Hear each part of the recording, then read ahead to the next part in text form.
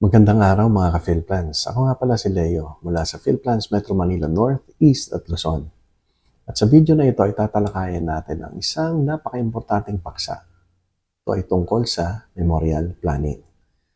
As part of our mission in helping Filipino families secure their financial security in the future, kailangan natin sila bigyan ng impormasyon kung paano nila pwedeng paghandaan ang isang tiyak at magastos na pangangailangan in the future, which is yung memorial services.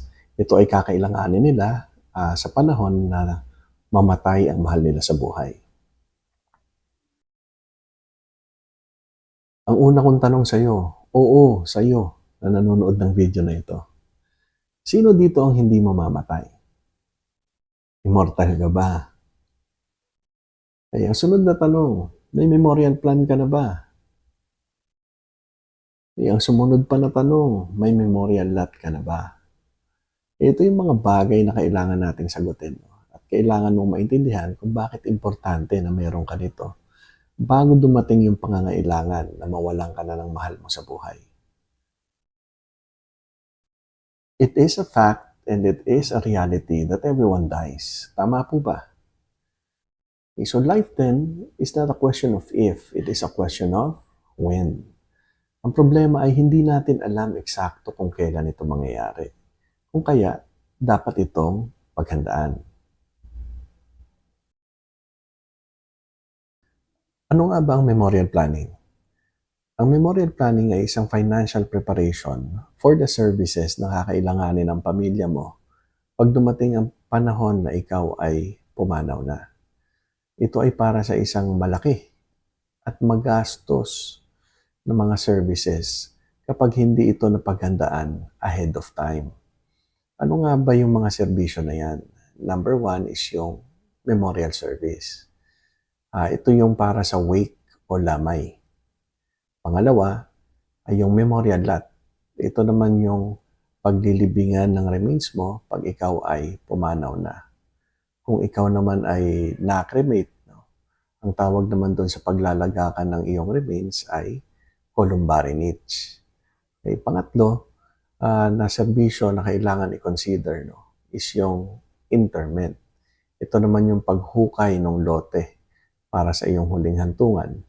At kung again, ikaw naman ay cremated, ang tawag naman doon ay inurnment, yung paglagay doon sa columbarium niche ng urn na naglalaman ng iyong mga abo. The COVID-19 pandemic highlighted a lot of things related to losing a loved one. Una na dyan is the reality or the fact that losing a loved one is not only painful but also very expensive. Kung meron kang kakilala na recently ay nawalan ng mahal sa buhay, you can check with them at maiintindihan mo na oo nga, mahal nga ang mawalan ng mahal sa buhay. Number two, the COVID-19 also highlighted that the cost of memorial services increases over time. During the pandemic and right after the height of the pandemic, memorial services cost increased at a rate of around 40%. So talagang kung hindi ka nakapaghanda ahead of time, malaking gastos ho yan. Pangatlo, na-highlight ng pandemic yung pangangailangan na lagi kang handa o meron kang ipon para sa mga hindi inaasahang bagay. Gaya nga ng mawalan ng mahal sa buhay. Bakit kailangan handa ka? Because life is unpredictable while death is certain. So dapat talaga lagi tayong handa. Bakit nga ba kailangan natin ng memorial planning? Unang dahilan, dahil mahal ang mga memorial services kapag kinuha mo ito on an at-need basis. Kung kailan namatay na ang mahal mo sa buhay. At saka mo lang kukunin yung mga serbisyo na yan. So ano ba yung mga services na yan? Okay, number one is yung memorial service. Ito yung kinukuha natin sa mga funeral homes or memorial chapels na paglalagakan ng mahal natin sa buhay para sa kanyang wake o lamay. Okay, sumunod, kailangan mo rin ng memorial lot. Ito naman yung kinukuha natin sa mga memorial gardens or sa mga cemeteries para paglibingan ng remains ng ating mahal sa buhay. Kung cremated naman, ang kailangan mo naman ay columbarium niche. Ito yung paglalagyan ng urn na naglalaman ng abo ng mahal mo sa buhay. Pangatlo na kailangan mo ay ang interment. May lote ka na. Okay, syempre kailangan yan hukayin para mailibing yung mahal mo sa buhay. Ang tawag doon sa service na yon ay interment. Yun yung paghukay ng lupa na paglalagyan o magiging final resting place ng mahal mo sa buhay na namatay. Kung cremated naman yung remains, ang kailangan mo naman dyan ay inurnment. Yan yung service ng paglagay ng urn doon sa columbarium niche. Pangalawa, dahil deserve mo at ng mga mahal mo sa buhay ang peace of mind.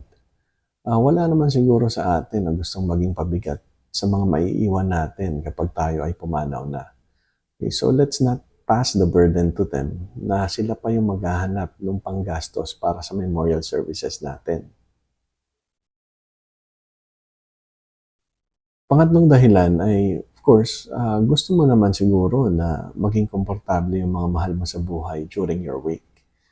Siyempre, mas gusto mo na merong family room, yung chapel na kukunin nila no, para sa'yo. Para naman makapag-relax sila o makapagpahinga during the time na ikaw ay pumanaw na.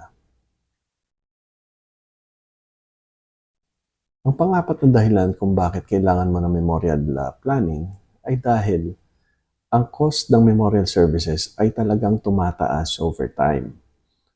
Taon-taon, ang cost ng memorial service ay tumataas at a rate of 3%. No?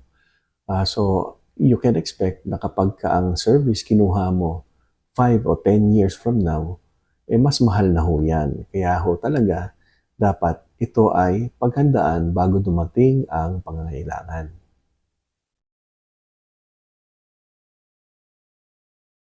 Kaya ang panglimang dahilan no, kung bakit kailangan mo ang memorial planning, dahil ikaw ay may option na paghandaan nito ahead of time. Hindi ho kinakailangan na kumuha ka lamang nito kapag nandyan na yung need o kapag namatay na yung mahal mo sa buhay. Pwede mo itong paghandaan para mas makapag-prepare ka financially doon sa mga cost na talaga namang kakailanganin mo rin when the time of need comes. Magkano na nga ba ang memorial service sa ngayon? When I say memorial service, ito yung service na kinukuha natin sa mga memorial chapels or funeral homes para sa wake o sa lamay ng mahal natin sa buhay na namatay. Sa ngayon, ang presyo na ng basic memorial service is around 70 to 150,000. No? Normally, ang kasama dyan is yung, of course, yung pick-up ng body, yung embalming, kasama na rin dyan yung casket, pati yung chapel no, na paggaganapan ng lamay o ng wake na kayang mag-accommodate siguro mga 30 to 40 people. At usually kasama rin dyan yung mga documentation like death certificate, mga permits, at yung mga kailangan pa no, during a wake. Kapag complete memorial package naman yung gusto mo, medyo malaki na ang cost niyan. Nasa mga 350 to 500,000 na yan. Okay, usually ang kasama dyan, of course, mas maganda na yung casket niyan. Mas malaki yung chapel. Tapos may mga flower arrangements na. Tapos maaaring kasama na rin yung catering for the last night. No? So may mga ganun ho yan. Kung ang gusto mo naman ay cremation, yung pinakamura na cremation nasa mga 30,000 na ngayon.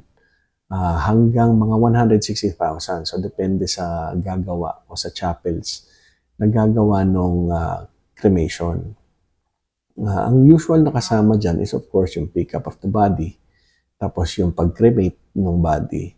Kasama na rin dyan yung urn na paglalagyan ng abo. At of course, kasama na rin yung documentation no, and permits kung ano man yung mga requirements. May memorial service ka na. Okay? Ang sunod na kailangan mo ay memorial lot. Okay, ang memorial lot, ito yung binibili natin sa mga cemeteries or sa memorial gardens, which will serve as the final resting place of your loved one who passed away. Okay, so magkano na nga ba ang memorial lots? Sa mga probinsya, no, nagkakahalaga na yan ng around 53,000 hanggang 150,000. So depende yan sa memorial garden na pagkukuhanan mo. Dito naman sa Metro Manila, nagkakahalaga na yan ng around 120,000 to 400,000. No? This is just for a non-lot.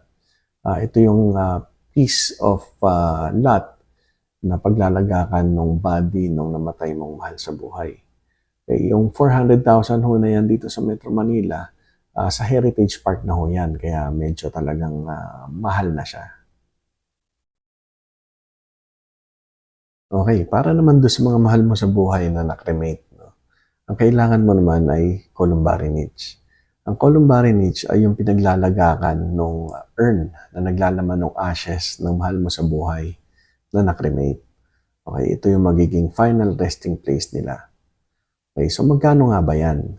Sa mga probinsya, no, nagkakahalaga ng isang columbary niche ng mga around 40,000 to 120,000 pesos.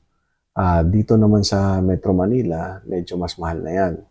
Ang presyo niya ay around 100,000 up to 180,000 na. Okay, so talagang kailangan mo siyang paghandaan kasi kapag kinuha mo yan years from now, sigurado, mas mahal na po yan. The cost of memorial lots increases at a rate of around 7% per year. So, talaga hong tataas ang value nito taon-taon. Kung kaya kailangan ho talaga na makakuha o makapag-invest ka dito habang maaga upang pag dumating yung pangangailangan ay nasecure mo na ang mababang presyo para sa serbisyo o sa lote na ito. May memorial lot ka na, so ano pang kailangan mo? Ang sunod na service na kailangan mo ay ang interment. Ang interment naman ay ang paghukay ng lote na nabili mo, no? Para mapaglibingan nung mahal mo sa buhay na namatay. Okay, so magkano ho ba yan? Ang interment ho ngayon ay nag-range na sa around 20,000 to 100,000 kada hukay, no? So habang tumatagal, lalo pa hong tumataas yan. So kailangan mo talaga itong paghandaan din. Magkano nga ba ang gagastusin mo kapag ikaw ay nawalan ng mahal mo sa buhay ngayong oras na ito? Isa-isahin natin, no? Una, kailangan mo ng memorial service. Nabanggit ko kanina na ang pinakamura niyan, no, na dissenting servisyo ay nagkakahalaga na ng around 70,000. Okay, so sumunod na kailangan mo ay ang memorial lot. Kung wala ka pang memorial lot, ang pinakamura niyan is around 120,000 pesos. So 120,000 plus 70,000 pesos is equal to 190,000 na. Okay, ngayon may lote ka na. Siyempre, kailangan mong ipahukay yan para mailibing yung remains ng mahal mo sa buhay. Ang pinakamura na interment sa ngayon ay around 30,000. So 30,000 plus 120,000 plus 70,000 equals 220,000. So ang tanong ko, sino ba sa atin ang merong readily available na 220,000 para sa memorial services ng mahal mo sa buhay na biglaang namatay? Tandaan mo, yung mga gastos na nabanggit ko ay for memorial services pa lang. Paano kung nagkasakit ka pa at na-ospital bago ka namatay? So yung ipon mo at ng pamilya mo, ubos na doon pa lang sa hospitalization. Ngayon, gagastos ka pa para sa mga memorial services na kailangan para sa iyo. So talagang mas maganda at mas mainam na ito ay napaghahandaan before the time of need comes. Kasi syempre, during the week, hindi lang yan ang mga gastos. Kailangan mo pa ng mga pagkain, mga pamasahe to transport your loved ones. So marami pang kaakibat na gastos yan. Kaya dapat mo na itong paghandaan ngayon pa lang. Kung nag-ring ang cellphone mo ngayon, at sa kabilang linya, isa sa mga mahal mo sa buhay, sinabi sa'yo, Kuya, wala na si mama o wala na si papa. My question is, are you really prepared? Maybe not emotionally, pero financially. Kasi gaya ng sabi ko, ito ay isang malaking gastos na definite na mangyayari. Kaya dapat ito talagang pinaghahandaan. The good news is, hindi pa huli ang lahat para paghandaan ang memorial planning mo. And PhilPlans is here every step of the way to help you with all your memorial services needs. Currently, we have the most comprehensive memorial service plan in the market, and it's called PhilPlans Memorial Fund. So subaybayan mo ang mga susunod namin na video dahil tatalakayin namin ang detalye ng plano na ito. Again, si Leo po ito, and with PhilPlans, tomorrow starts today.